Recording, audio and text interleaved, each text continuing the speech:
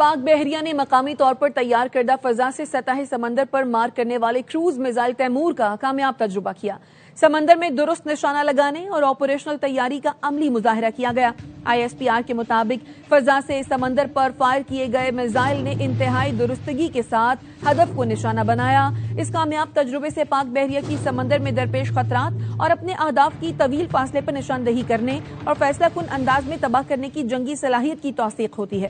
پاک بحریہ کی جانب سے فضا سے سطح سمندر پر مار کرنے والے میزائل تیمور کی فائرنگ کا مظاہرہ قومی دفاعی صلاحیت میں ایک اہم اضافہ ہے، جس سے پاکستان کی دفاعی حکمت عملی اور صلاحیتوں کو مزید تقویت ملتی ہے۔ پاک بحریہ قومی بحری مفادات اور اپنی سمندری حدود کے دفاع کے لیے پرعزم ہے۔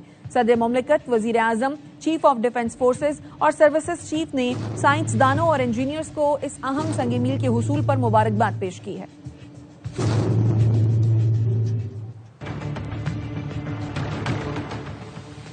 امریکہ اور ایران کے درمیان جنگ بندی کا آخری دن، تمام نظریں اسلام آباد پر۔ پاکستان کی دیگر ثالثوں کے ساتھ مل کر جنگ بندی میں توسیع کے لیے کوششیں اور رابطے جاری ہیں۔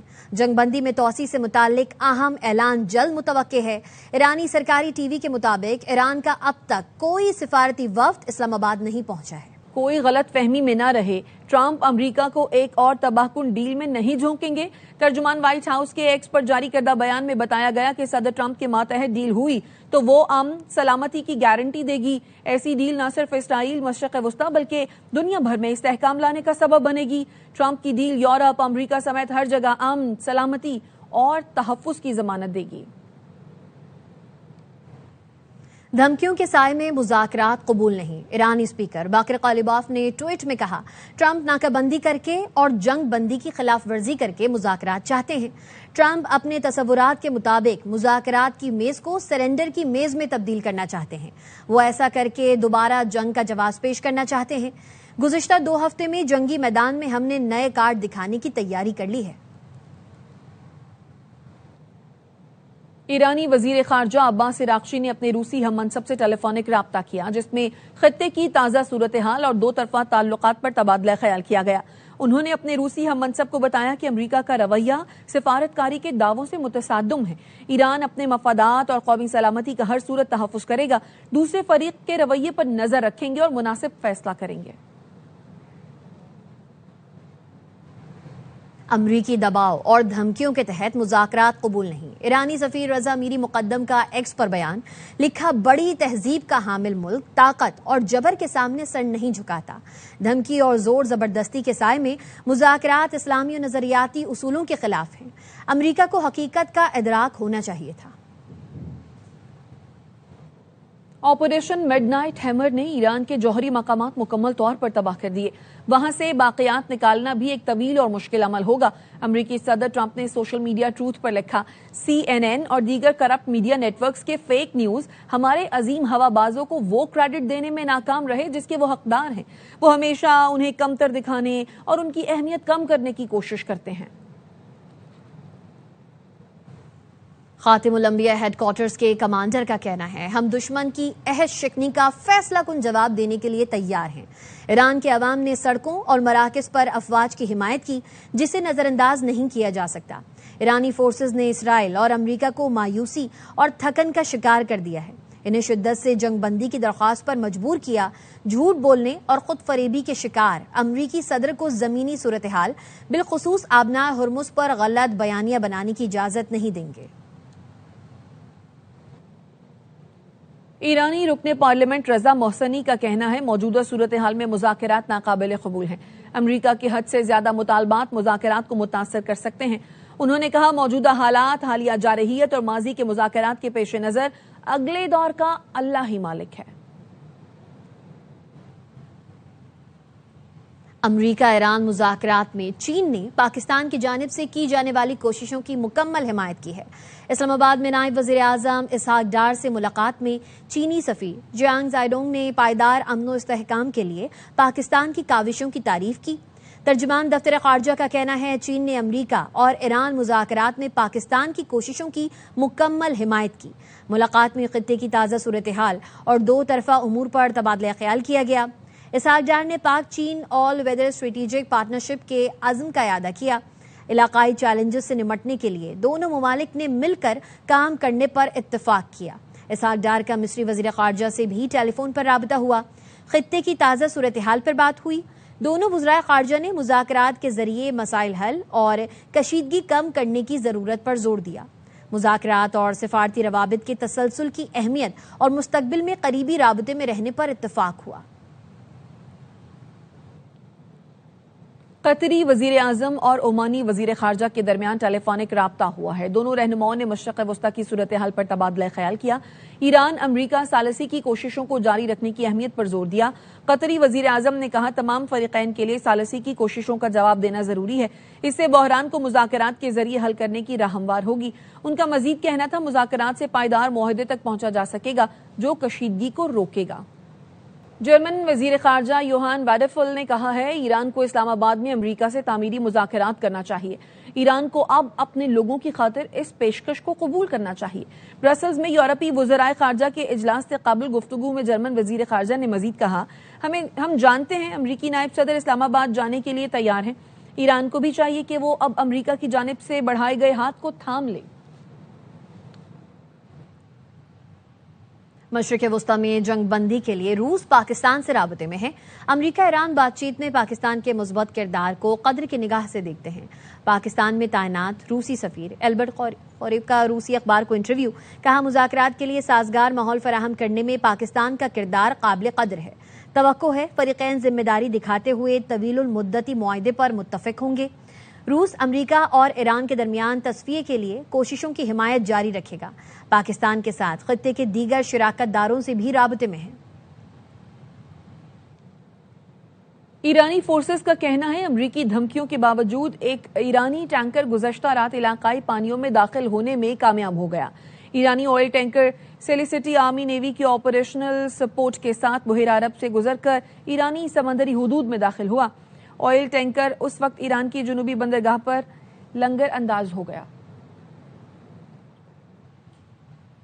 ہمارے کارگو جہاز کو تحویل میں کیوں لیا؟ ایران نے معاملہ اقوام متحدہ میں اٹھا دیا۔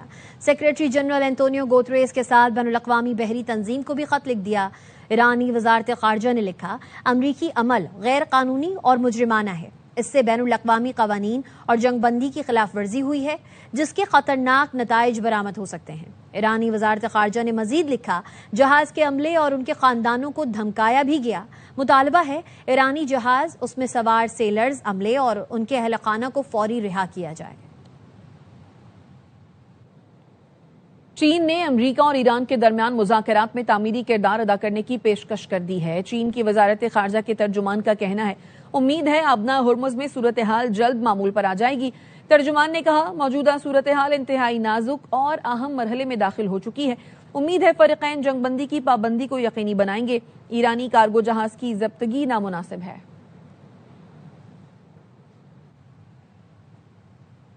اقوام متحدہ کے سیکریٹری جنرل اینٹونیو گوتریس نے آبنائے ہرمز کو ہر طرح کی جہاز رانی کے لیے کھولنے کا مطالبہ کر دیا۔ ترجمان سیکریٹری جنرل سٹیفن لجاک کا کہنا ہے آبنائے ہرمز کی موجودہ پوزیشن پر الجھن کا شکار ہیں۔ اس معاملے پر فریقین کو ایک دوسرے کا احترام کرنا چاہیے۔ اینٹونیو گوتریس نے مزید کہا ایسا کوئی فوجی مقصد نہیں جو سویلین انفراسٹرکچر کی تباہی یا آبادی کو تکلیف پہنچانے کا جواز فراہم کرے۔ فیلڈ مارشل سید عاصم منیر کا جادو سر چڑھ کر بول رہا ہے۔ بھارتی میڈیا بھی چاہتے نہ چاہتے فیلڈ مارشل کی تعریف پر مجبور ہو گیا۔ اعتراف کیا کہ امریکہ اور CIA کو پاک فوج سب سے بہتر سمجھتی ہے۔ ایک اینکر نے کہا ایسا لگتا ہے صدر ٹرمپ JD وینس نہیں بلکہ عاصم منیر سے مشورہ لیتے ہیں۔ جنگ بندی ختم ہونے کی ڈیڈ لائن قریب آتے ہی ایران میں حکومت کے حق میں مظاہرے بڑھنے لگے۔ کئی شہروں میں ایرانی حکومت اور افواج کے حق میں ریلیاں نکالی گئیں۔ اصفہان میں مظاہروں میں خواتین نے گلابی رنگ کی کلاشنکوف اور راکٹ اٹھا رکھے تھے۔ ایرانی خواتین حکومت کے حق میں نعرے لگا رہی تھیں۔ امریکی کانگریس میں سابق فوجی اہلکاروں اور ان کے خاندانوں کے افراد نے ایران جنگ کے خلاف احتجاج کیا۔ کیپٹل ہل میں دھرنا دے دیا۔ جنگ میں شہید افراد کو خراج عقیدت پیش کرنے کے لیے مظاہرین نے سرخ ٹیولپس تھام رکھے تھے۔ دھرنے میں ایران جنگ کے خاتمے کے بینرز بھی آویزاں کیے گئے۔ مظاہرین نے پرچم طے کرنے کی تقریب بھی منعقد کی، جس کا مقصد اس تنازع میں ہلاک ہونے والے 13 امریکی فوجیوں کو خراج عقیدت پیش کرنا تھا۔ اسرائیل اور لبنان کے درمیان سفیروں کی سطح پر مذاکرات کا دوسرا دور جمعرات کو ہوگا۔ امریکی وزارت خارجہ کا کہنا ہے امریکہ 14 اپریل سے شروع ہونے والے تعمیری رابطوں کا خیر مقدم کرتا ہے۔ امریکہ لبنان اور اسرائیل کی حکومتوں کے درمیان براہ راست اور نیک نیتی پر مبنی بات چیت میں سہولت فراہم کرتا رہے گا۔ گزشتہ ہفتے 34 سال بعد اسرائیل اور لبنان کے درمیان پہلی مرتبہ براہ راست مذاکرات ہوئے تھے۔ اسرائیلی وزیر دفاع اسرائیل کاج نے خبردار کیا ہے کہ حزب اللہ سربراہ اپنے پیش رو کے اس راستے پر چل رہے ہیں، انہیں حسن نصر اللہ کی طرح بھاری قیمت چکانا پڑے گی۔ کاج نے مزید کہا اسرائیل جنوبی لبنان میں اپنی کارروائیاں جاری رکھے گا۔ بیلجیم نے لبنان میں اسرائیلی کارروائیوں کو مکمل طور پر ناقابل قبول قرار دیا ہے۔ بیلجیم وزیر خارجہ کا کہنا ہے حزب اللہ کے حملوں کی مذمت بھی ضروری ہے۔ حزب اللہ ایران سے یکجہتی کے لیے لبنان کو ایسی جنگ میں کھینچ لائی جو لبنان نہیں چاہتا تھا۔ لبنان میں اسرائیل کے غیر متناسب اور بلا تفریق رد عمل کی بھی مذمت کرنی چاہیے۔ خبردار، ہنگری نہ آنا ورنہ گرفتار کرا دوں گا۔ ہنگری کے نو منتخب وزیر اعظم پیٹر میگیار نے اسرائیلی وزیر اعظم نیتن یاہو کو دھمکی دے دی۔ کہا ہنگری بین الاقوامی قوانین کی مکمل پاسداری کرے گا۔ آئی سی جے کے تقاضوں کو پورا کرنا ریاست کی ذمہ داری ہے، چاہے اس کا تعلق کسی بھی ملک یا رہنما سے کیوں نہ ہو۔ ایمنسٹی انٹرنیشنل کا کہنا ہے اسرائیل، روس اور امریکہ انسانی حقوق پامال کرتے ہیں۔ ایمنسٹی نے سالانہ رپورٹ میں نیتن یاہو، ٹرمپ اور پیوٹن کو انسانی حقوق کا شکاری قرار دے دیا۔ لکھا تینوں دنیا پر معاشی اور سیاسی غلبہ حاصل کرنا چاہتے ہیں۔ ان کے اقدامات نے دنیا پر گہرے اور خطرناک اثرات مرتب کیے۔ بیشتر حکومتیں ان شکاریوں کا مقابلہ کرنے کی بجائے انہیں خوش کرنے کی کوشش کرتی ہیں۔ بعض ممالک ان کے طرز عمل کی نقل بھی کر رہے ہیں۔ دنیا ایسے ماحول کی جانب بڑھ رہی ہے جہاں طاقت اور جارحیت کا فروغ ہوگا۔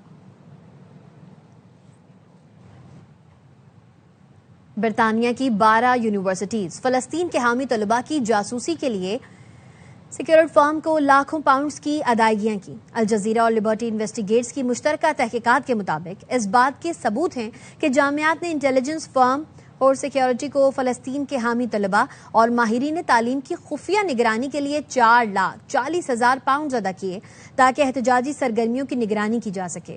جن افراد کی نگرانی کی گئی ان میں ایک فلسطینی ماہر تعلیم بھی شامل تھے۔ انہیں مینچسٹر میٹروپولیٹن یونیورسٹی میں لیکچر دینے کے لیے مدعو کیا گیا تھا۔ ان میں Oxford university, Imperial college London اور یونیورسٹی کالج لندن سمیت کئی معروف جامعات شامل ہیں۔ ضبط شدہ 400 کلو چاندی کو تبدیل کرنے کا اسکینڈل، ایف آئی اے نے کسٹمز افسران کے خلاف تحقیقات شروع کر دی ہیں۔ تفصیلات ذوالقرنین حیدر سے جانتے ہیں۔ بتائیے Zulqarnain.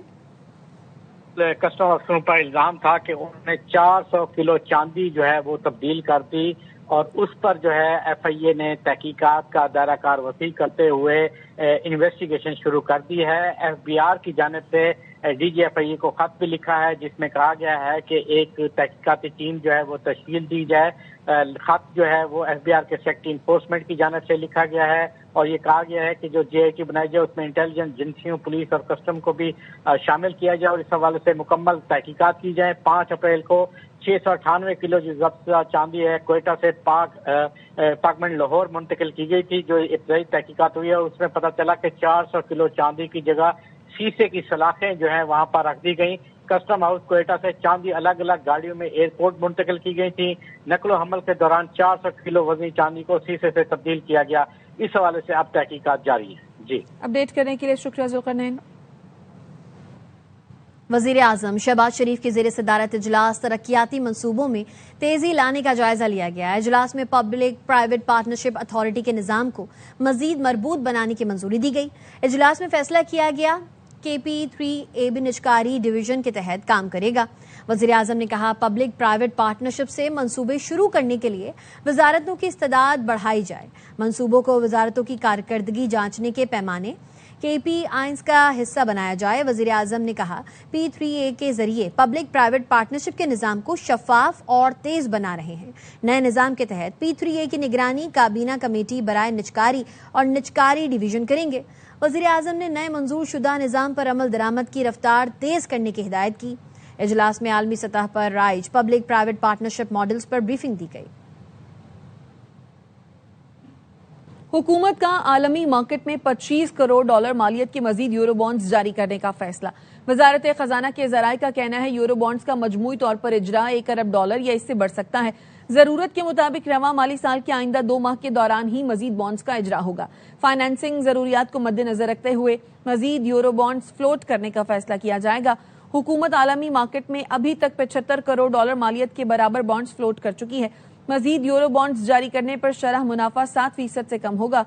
Medium term note programme के तहत 3 साल की मुद्दत के लिए यूरो बॉन्ड्स जारी किए जा रहे हैं। यूरो बॉन्ड्स का इजरा पाकिस्तान की मईशत पर बहाल होते एतमाद का मजहर है। बॉन्ड्स का इजरा पाकिस्तान की आलमी बॉन्ड मार्केट्स में मौजूदगी को मजबूत बनाएगा। हुकूमत और IMF के दरमियान मईशत और गवर्नेंस में बेहतरी के लिए नए स्ट्रक्चरल अहदाफ मुकर्रर किए गए हैं। ज़राए का कहना है हुकूमत ने मालियाती नज़्म-ओ-ज़ब्त और शफाफियत को यकीनी बनाने के लिए नए स्ट्रक्चरल बेंचमार्क्स पर इत्तेफाक कर लिया। इस्लाहात के लिए तमाम मुताल्लिका इदारों को अमल दरामद की डेडलाइन मुकर्रर कर दी गई। इस्लाहात से मुताल्लिक इक़दामात पर अमल दरामद 2026 से 27 के दौरान मुकम्मल किया जाएगा। मालियाती अहदाफ के हुसूल के लिए माली साल 2027 का बजट IMF प्रोग्राम के मुताबिक मंजूर किया जाएगा। पार्लियामेंट IMF अहदाफ के मुताबिक बिल की मंजूरी देगी। सऊदी अरब की जानिब से पाकिस्तान को मजीद 1 अरब डॉलर के फंड्स मौसूल हो गए। स्टेट बैंक ने तस्दीक करते हुए बताया सऊदी अरब की जानिब से 15 अप्रैल को 2 अरब डॉलर पहले ही मौसूल हो चुके हैं। 20 अप्रैल को वैल्यू डेट पर 1 अरब डॉलर मौसूल हुए। सऊदी अरब से मौसूल रकम 3 अरब डॉलर के डिपॉजिट की दूसरी किस्त है। सऊदी अरब ने पाकिस्तान को 3 अरब डॉलर डिपॉजिट कराने की यकीन दहानी कराई थी।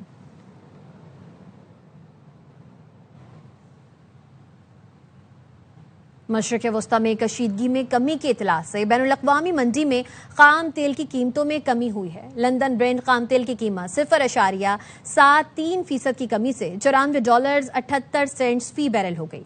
वेस्ट टेक्सास खाम तेल भी 0.93% सस्ता हो गया, जिससे इसकी कीमत $86.61 फी बैरल पर आ गई है। आपको अपडेट कर रहे हैं, खबर दे रहे हैं। मशरक़ वस्ता में कशीदगी में कमी की इतला से बैनुल-अक़वामी मंडी में खाम तेल की कीमतों में कमी हुई है। लंदन ब्रेंट खाम तेल की कीमत 0.73% की कमी से $94.78 फी बैरल हो गई। और खबर देंगे आपको, भारतीय चीफ ऑफ डिफेंस स्टाफ ने ऑपरेशन सिंदूर में बदतरीन शिकस्त का एतराफ कर लिया है। भारतीय फौज की ऑपरेशन सिंदूर में इबरतनाक शिकस्त छुपाने की मजमूम कोशिश। ऑपरेशन सिंदूर से मुतालिक भारतीय चीफ ऑफ डिफेंस स्टाफ मज़हका खेज बयानात देने लगे। जनरल अनिल चौहान की लड़खड़ाती आवाज ने शिकस्त खोरदा ज़हनियत अया कर दी। जनरल अनिल चौहान ने कहा, हमें पिछले सिंदूर को भूलकर अगले की तैयारी करनी चाहिए। दिफाई माहिरीन कहते हैं भारतीय चीफ ऑफ डिफेंस स्टाफ का शिकस्त का जिम्मेदार टेक्नोलॉजी को ठहराना हकीकत पसंदाना मौक़िफ़ नहीं। जनरल अनिल चौहान की खिफ़त मिटाने के लिए ट्राई सर्विसेज हमआहंगी पर बात दरअसल शिकस्त का बरमला एतराफ है। आने वाली जो चुनौतियां पीछे वाली चुनौतियां जैसी नहीं होंगी, तो हम अगले सिंदूर की तैयारी नहीं करनी चाहिए, पिछले सिंदूर की तैयारी नहीं करनी चाहिए, आगे वाले सिंदूर की तैयारी करनी चाहिए हमारी। आपको पता है टेक्नोलॉजी बहुत तेजी से चेंज हो रही है और इसमें हमें ये करना पड़ेगा कि नई टेक्नोलॉजी, नए सिस्टम्स को इनकॉर्पोरेट करना पड़ेगा। जब हम उन्हें लेते हैं तो पुराने सिस्टम्स के साथ में उन्हें हमें इंटीग्रेट करना पड़ेगा। तीनों सेनाओं के बीच में और बेहतर तालमेल और ज़्यादा कोऑर्डिनेशन करना पड़ेगा। और आखिर में मेरे ख्याल से जो पुरानी और नई डोमेन में जो हम क्षमताएं बढ़ा रहे हैं, सर्विसेज जो हैं पुरानी डोमेन में क्षमताएं बढ़ा रहे हैं, आईडीएस नई डोमेन में क्षमताएं बढ़ा रहे हैं, उनको एक तरह से इंटीग्रेट करना। और इसी पर बात करने के लिए हमारे साथ मौजूद हैं ब्रिगेडियर रिटायर्ड वक़ार हसन साहब। ब्रिगेडियर साहब, बहुत शुक्रिया आपके कीमती वक्त के लिए। भारतीय चीफ ऑफ डिफेंस स्टाफ ने ऑपरेशन सिंदूर में बदतरीन शिकस्त का एतराफ भी कर लिया है। हार गए हैं, मान भी रहे हैं और पिछला जख्म अभी भरा नहीं है और अगले की बात करने लगे हैं। क्या कहेंगे इस पे आप? जी, थैंक यू वेरी मच।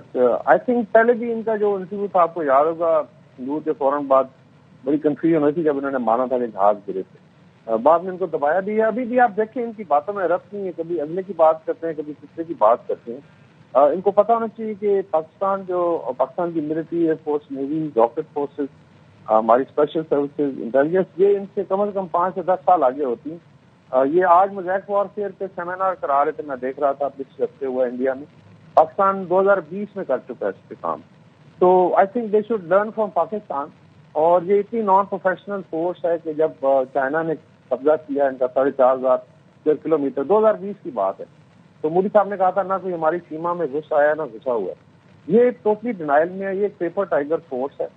ये अभी इनके शिप्स पे अटैक किया, ईरान में जाके छुड़वा नहीं सके। तो टोटल ये इनकी औकात है। बाकी ऐसे इनको बता दें, ऑपरेशन सिंदूर आपका ख्वाब रहेगा। आप 3 लें 4 लें, इंशाल्लाह ताला Pakistan will not only be ready, बल्कि इस दफा कोई रिस्ट्रेंट भी नहीं होगा। लास्ट टाइम बड़ा रिस्ट्रेंट रखा था हमारी मिलिट्री और पॉलिटिकल लीडरशिप ने कि जो है मिलिट्री टारगेट्स को हिट किया गया था। इन्होंने तो सिविल टारगेट से किया था। तो अभी भी आपने देखा है आज जो टेस्ट फायर हुआ है मिसाइल्स के नेवी के, ये अभी आपने देखा है कि एक छोटी सी खिड़की के अंदर से दाखिल हुआ मिसाइल। तो there is nobody who is safe. इनको कम्युनिकेट कर दें कि जब लड़ाई होगी तो पहले 20 मिनट में जो है ना इनका तैयार पांचा हो जाएगा, इनके हेडक्वार्टर्स का, इनके इंस्टॉलेशन का, इनके बड़े बड़े इंडस्ट्रियल हब्स हैं। तो ये कुछ सीख है पाकिस्तान से। और आई थिंक ये जो इन्होंने एक हवा खड़ा किया हुआ है अवाम के लिए, basically they should look after Indian people. गुर्बत है वहाँ पे, 90 करोड़ लोग जो सही तरह खाना नहीं खा सकते। अभी भी देख रहे हैं इस तरीके से लाइनें लगी हुई हैं गैस की। तो मेरे ख्याल में भारत जो है उनकी लीडरशिप जो है दे आर पेपर टाइगर्स। और इतना बिलियंस ऑफ डॉलर का अभी 110 अरब डॉलर कर दिया उन्होंने बजट जो है किसी काम का नहीं।